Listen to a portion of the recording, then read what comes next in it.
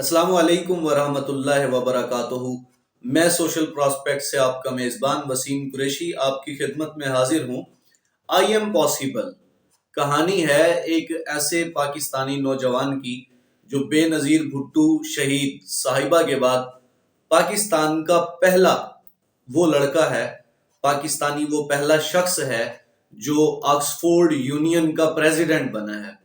اس لڑکے کی سٹوری آپ کے ساتھ شیئر کرنا چاہوں گا۔ سٹوری کو لکھنے والے جن کے توسط سے مجھے یہ سٹوری پتہ چلی وہ ہیں عارف انیس صاحب، آئی ایم پاسبل بک کے رائٹر ہیں۔ تو سٹوری کی طرف چلتے ہیں، سٹوری کی جانب بڑھتے ہیں۔ آپ کو یاد ہوگا کہ 2014 میں 2014 میں اے پی ایس پشاور میں، آرمی پبلک سکول پشاور میں ایک ٹیررسٹ اٹیک ہوا تھا، دہشت گردوں نے حملہ کیا تھا۔ اور اس حملے میں اگر آپ کو یاد ہو تو ایک بچہ تھا، وہ بچہ تھا جس نے خود کو مردہ ظاہر کر کے اپنی جان بچائی تھی، اگر آپ کو یاد ہو۔ یہ بچہ جس نے خود کو مردہ ظاہر کر کے اپنی جان بچائی تھی، اس بچے کی آنکھوں کے سامنے اس کی ایک ٹیچر کی جان بھی لی گئی تھی، اس کی ایک ٹیچر کو جلایا بھی گیا تھا، مارا گیا تھا۔ اسی سانحے میں، اسی حادثے میں اس بچے کا اپنا سگا بھائی بھی جان کی بازی ہار گیا تھا۔ اس بچے کو بہت ساری چوٹیں آئی تھی۔ چوٹیں آنے کی وجہ سے اس بچے کا جو علاج ہے وہ برمنگھم کوئن الزابتھ ہاسپٹل میں ہوا تھا۔ اب وہاں علاج ہونے کے بعد اس بچے نے اپنے آپ کو کافی حد تک ریکور کر لیا، اور ریکور کرنے کے بعد اس بچے کو لندن میں ہی اپنی تعلیم جاری رکھنے کی اجازت مل جاتی ہے۔ کہانی میں بازی یہاں سے پلٹتی ہے۔ اس بچے کو جب وہاں تعلیم جاری رکھنے کی اجازت ملتی ہے، اس دوران اس بچے کو انگریزی کے چند حروف یا چند جملے ہی بولنا آتے تھے، اس سے زیادہ انگریزی نہیں آتی تھی۔ اس بچے نے بہت محنت کی، سٹرگل کی، اور پھر ایک جی ایس سی ای جو ہے ایک پیپر ہے، ایک ایگزام ہے۔ اس ایگزام میں اس بچے نے اے گریڈز حاصل کیے۔ اے گریڈز حاصل کرنے کے بعد اس بچے نے برطانیہ کی مختلف یونیورسٹیز میں اپنی تعلیم جاری رکھنے کے لیے فنڈ ریزنگ بھی کی، فنڈ لیے، جو کہ ایک کٹھن مرحلہ تھا اس کے لیے بھی اور اس کے والدین کے لیے بھی۔ یہ ایک مشکل حالات تھے، لیکن اس نے ہار نہ مانی، کیونکہ بڑی منزلوں کے مسافر راستے کی مشکلات سے گھبرایا نہیں کرتے، بلکہ وہ راستے کی مشکلات میں مسکراتے ہوئے ان کا سامنا کرتے ہیں اور آگے اپنی منزل کی طرف بڑھ جاتے ہیں۔ 2020 میں اس بچے کا ایڈمیشن ہوتا ہے آکسفورڈ یونیورسٹی میں، اور ساتھ ہی یہ ایڈمیشن لے لیتا ہے ایک کالج میں، لیڈی مارگریٹ ہال کالج میں اس کا ایڈمیشن بھی ہو جاتا ہے۔ یہ وہی کالج ہے جس میں ملالہ یوسفزئی بھی زیر تعلیم تھی، وہاں اس کا بھی داخلہ ہو جاتا ہے۔ 2020 میں اس کا آکسفورڈ یونیورسٹی میں داخلہ ہوا۔ اب آکسفورڈ یونیورسٹی میں الیکشنز ہوتے ہیں، وہاں ایک یونین ہے، آکسفورڈ یونین۔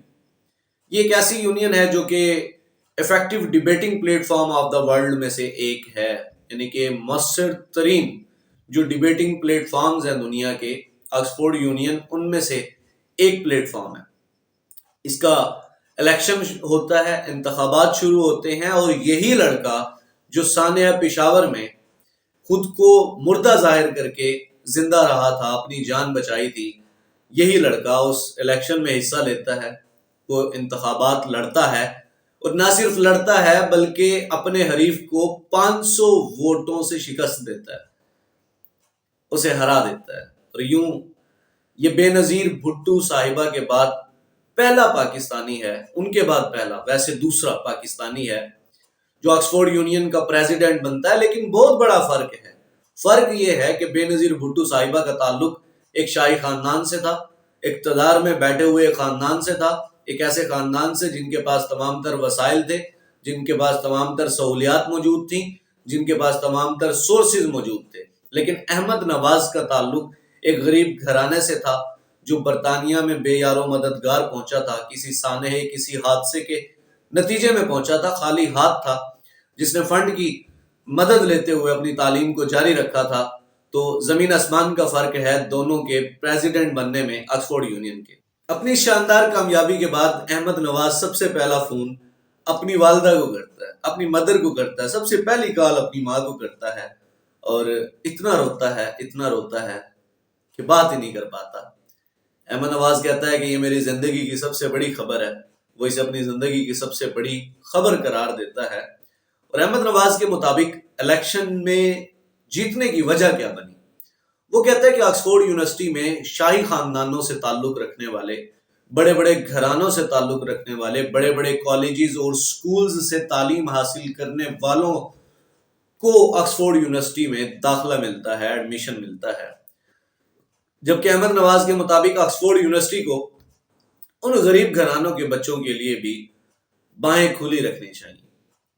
یہی وہ آئیڈیالوجی تھی، یہی وہ نظریہ تھا، یہی وہ کانسیپٹ تھا جس کی بنیاد پر احمد نواز کے مطابق اسے جیت ملی، وہ الیکشن جیت گیا۔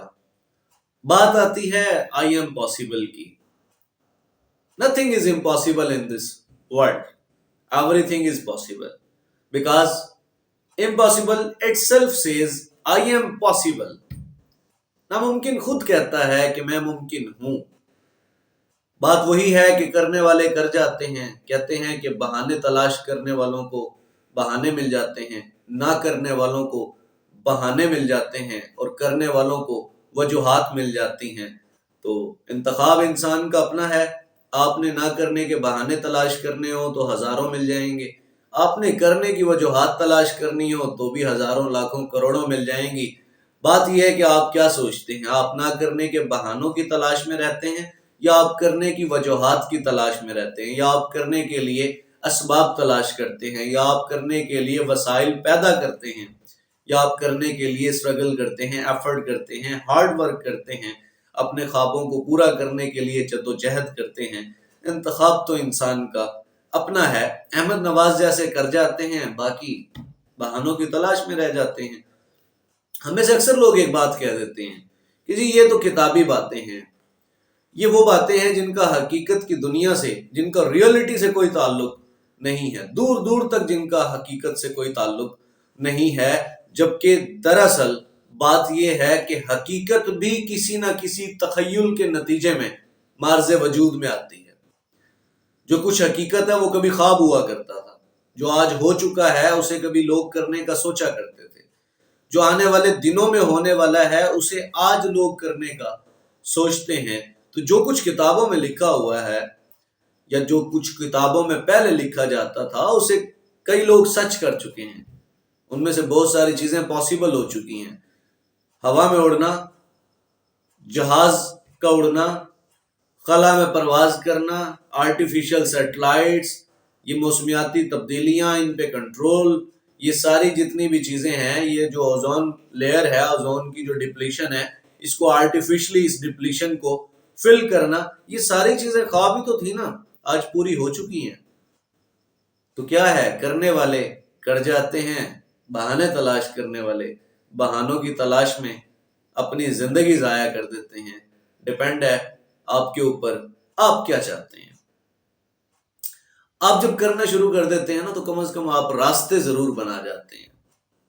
کہتے ہیں کئی خواب انسان کے ایسے ہوتے ہیں جو زندگی میں پورے نہیں ہوتے، کئی خواب انسان کے اس کی موت کے بعد بھی پورے ہوتے ہیں۔ ضروری نہیں ہے کہ آپ کی زندگی میں آپ کا ہر خواب پورا ہو۔ این ممکن ہے کہ آپ نے بہت بڑا خواب دیکھا اور اس کی سٹرگل کرتے کرتے کرتے کرتے آپ اپنی جان کی بازی ہار جائیں، لیکن آپ ایک پلیٹ فارم مہیا کر جاتے ہیں، آپ ایک راستہ، آپ ایک امید چھوڑ جاتے ہیں۔ اس راستے کے اوپر پھر ایک قافلہ چلتا ہے، پھر ایک قافلہ بن جاتا ہے۔ اکیلا ہی چلا تھا جانب منزل مگر، لوگ آتے گئے، قافلہ بنتا گیا، پھر وہ قافلہ چلتا ہے، لیکن سربراہ تو وہی شخص ہوتا ہے جس نے بنیاد رکھی تھی۔ تو یہ قافلہ بھی جب منزل پر پہنچتا ہے تو منزلیں سب سے پہلے جھک کر اس شخص کو سلام کرتی ہیں جس شخص نے اس قافلے کی بنیاد رکھی تھی، جو اس منزل کا سبب بنا تھا، جس نے اس خواب کو دیکھا تھا، جس نے اس پر سوچا تھا۔ سوچنے کے بعد ہی کچھ ممکن ہو پاتا ہے، سوچ سب سے پہلے ہے۔ تو آپ آج سے ہی فیصلہ کر لیں، آپ نے اپنا شمار کن لوگوں میں کرنا ہے؟ نہ کرنے کے بہانے تلاش کرنے والوں میں کرنا ہے، یا پھر کرنے کے لیے وجوہات تلاش کرنے والوں میں آپ نے اپنا انتخاب کرنا ہے؟ سلامت رہیں، خوش رہیں، کبھی کسی کو یہ اختیار نہ دیں کہ وہ آپ کی ذات کو کچل کر آگے بڑھ جائے۔ میں آپ کے لیے دعا کو ہوں کہ اللہ تعالیٰ آپ کے لیے آسانیاں عطا فرمائے، اور آسانیاں تقسیم کرنے کا شرف عطا فرمائے۔ اسی کے ساتھ اپنے میزبان وسیم قریشی کو اجازت دیجیے۔ مجھے اور میرے یوٹیوب چینل کے پارٹنر آصف صدیقی صاحب کو بھی اپنی دعاؤں میں یاد رکھا کریں، اور ہمارے چینل کو سبسکرائب بھی کر دیں، لوگوں کے ساتھ شیئر بھی کیا کریں۔ ہم کنٹینیوسلی مسلسل ایفرٹ کر رہے ہیں اور ہمیں آپ کے تعاون کی اشد ضرورت ہے تاکہ ہم اپنی منزل کی جانب بڑھتے رہیں۔ آپ کے ساتھ، آپ کے تعاون کے ساتھ ہماری منزلیں آسان ہوتی رہیں۔ تھینک یو سو مچ۔ اللہ حافظ۔